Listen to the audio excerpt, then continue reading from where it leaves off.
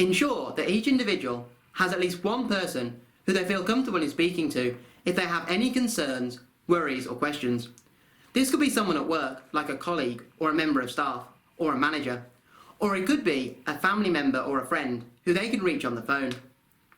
When I was at school, I used to bottle all of my worries up until I got home, because I didn't feel comfortable in telling my worries to any of the teachers, and it was only when I was with my parents that I felt truly able to open up and tell them how I was feeling.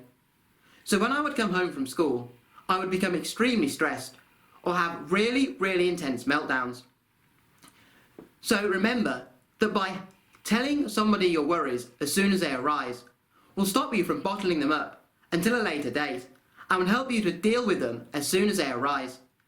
And by having someone you can speak to when your worries arise will mean that you'll be more productive throughout the working day.